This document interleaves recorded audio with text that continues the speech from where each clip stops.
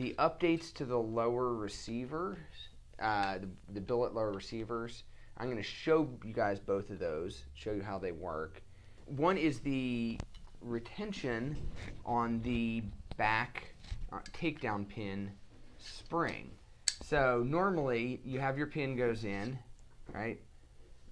And then you have your detent goes in back here, and that's what holds the pin in, and then your spring goes in. The thing is, your spring then you have to worry about falling out. It's a longer spring when you don't have the retention screw, and it's kind of in the way when you're installing your buffer tube and all that kind of stuff.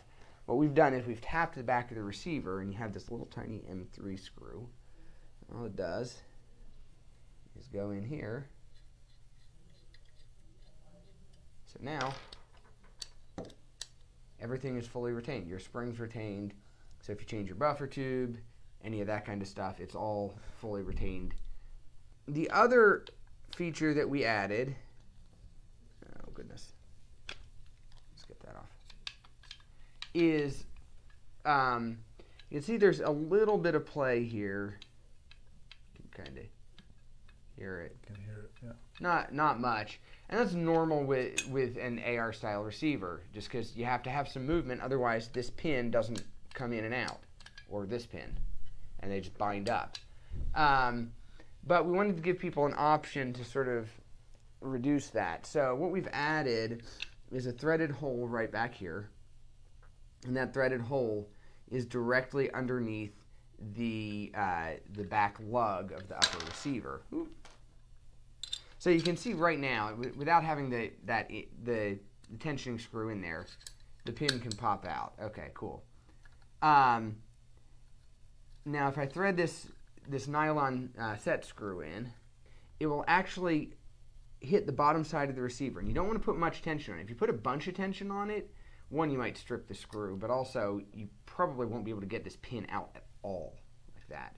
But if you put just a little bit of tension on it, you can sort of get it set so that the play, there's a little bit of play up at the front here still, just a tiny bit, but back here I got nothing.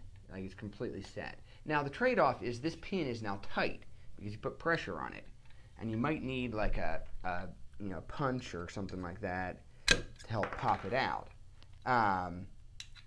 But that is how the tensioning screw works. If that does it for you, then it's there as an option. The screw doesn't come installed with the receivers that have this, and the MTW9 receivers have this as well. The screw comes separately in the box. If you want to install it, you can install it.